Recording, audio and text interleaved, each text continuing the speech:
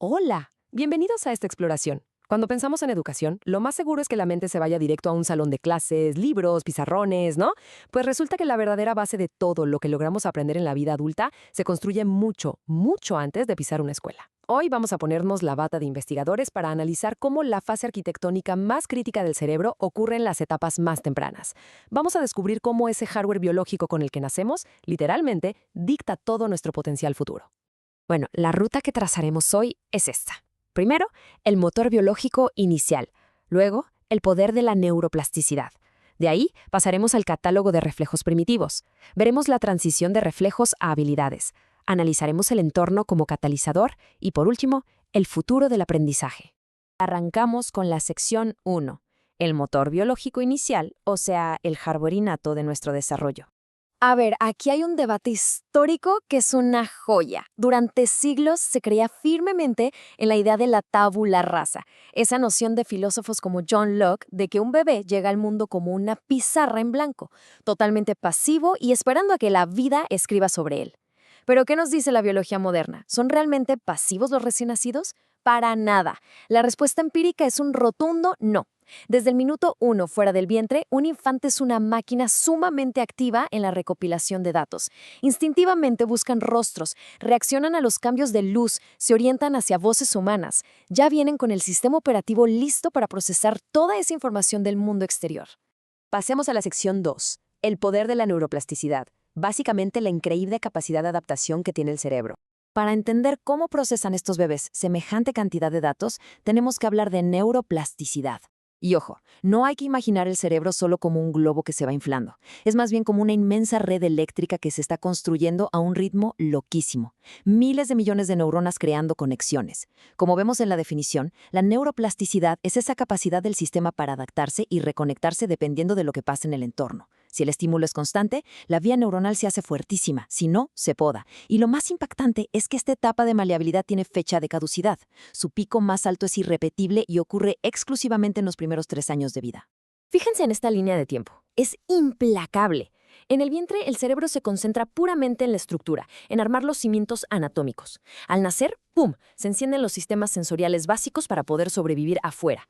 Pero la magia real ocurre desde el día 0 hasta los 3 años.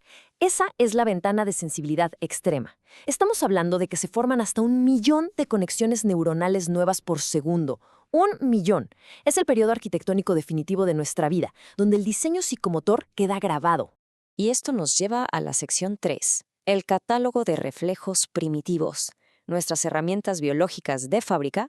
Toda esta actividad cerebral gigante se nota físicamente. Si observamos esta tabla, vemos reacciones como el reflejo de Moro o el de presión palmar. No son para nada movimientos al azar, son mecanismos de supervivencia súper depurados por milenios de evolución.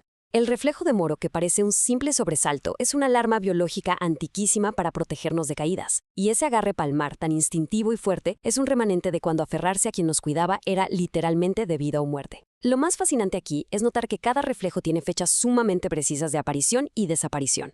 Y sobre esa desaparición, Borges da en el clavo con esta cita. Que esos reflejos automáticos desaparezcan a los 6 meses no significa que el bebé esté perdiendo habilidades. Es más bien una superactualización evolutiva del sistema nervioso. Pensemos en los reflejos como el andamio de un edificio. Una vez que la estructura de adentro ya es firme, el andamio estorba y hay que quitarlo. Bloquear biológicamente estas respuestas automáticas es justo lo que permite que la corteza cerebral tome el control. Y ahí es donde nacen nuestras acciones conscientes y voluntarias. Sección 4. De reflejos a habilidades. El momento donde pasamos de ese hardware biológico al software de las habilidades complejas. Vamos a arrastrar esto con algo cotidiano para ver cómo funciona. Todo inicia en el paso 1, con ese agarre involuntario de la palma, 100% automático. Luego ocurre un salto cognitivo increíble entre las 12 y 20 semanas, llamado el fenómeno de Gesell. El bebé se queda viendo su propia mano abriéndose y cerrándose, fascinado. Ese es el instante biológico exacto en que el cerebro dice, «Ah, caray, yo controlo esta extremidad». De ahí brincamos a la sujeción consciente usando el pulgar, formando una pinza. Y años después, esa misma ruta neuronal afinada es la que nos permite el paso 4, sostener un lápiz para escribir o componer música. Todo, absolutamente todo, nació de un reflejo. Además, en este proceso, el movimiento no es solo motriz, es la base de la inteligencia. Las observaciones de Piaget lo dejan clarísimo. Si reprimimos constantemente el impulso de moverse de un bebé, por ejemplo, manteniéndolo inmovilizado en un rebozo sin poder explorar, la falta de información sensorial no solo retrasa el caminar, sino que frena su desarrollo cognitivo. En cambio, si vemos el lado derecho, cuando los cuidadores estimulan esa aptitud innata, dándole a las manos al bebé para que practique pasitos, aceleran el despliegue del sistema nervioso. En el desarrollo humano, el movimiento siempre precede al pensamiento complejo.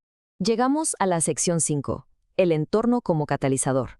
¿Cómo se programa todo este sistema que acabamos de ver? Este hardware biológico necesita programación.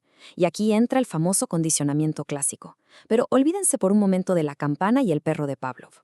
En el desarrollo humano, esto es la construcción de nuestra psique. Cuando el bebé tiene hambre y esa urgencia biológica se junta naturalmente con un abrazo, calor, contacto visual, el cerebro del infante hace una asociación brutal. Conecta la supervivencia con la conexión humana y la calma.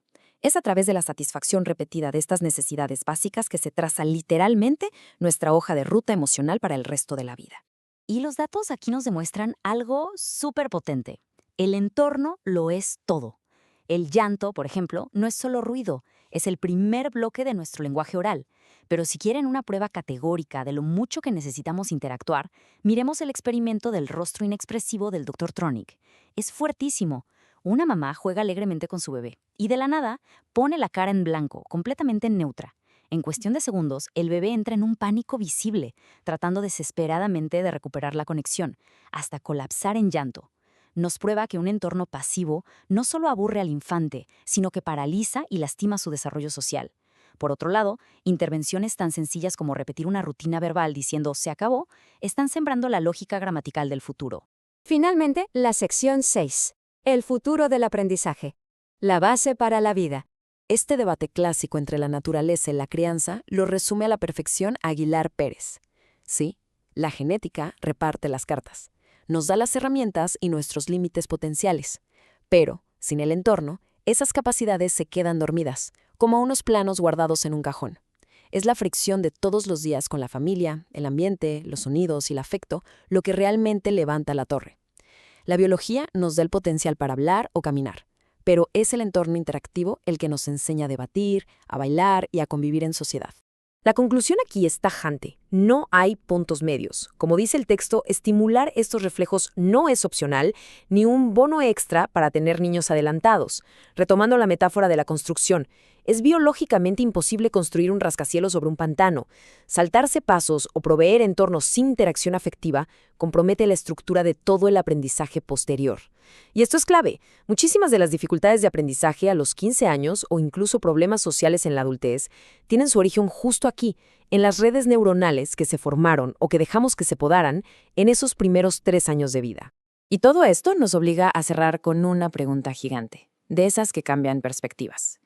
Si sabemos con toda certeza científica que desde el pensamiento crítico de un adulto brillante hasta la motricidad de un genio del arte dependen de cómo evolucionaron sus reflejos más básicos, ¿cuánto potencial humano estamos dejando perder todos los días por no darle a los primeros 1000 días de vida la reverencia y el rigor que exigen? Es una reflexión profunda que redefine por completo lo que entendemos como el verdadero inicio de la educación.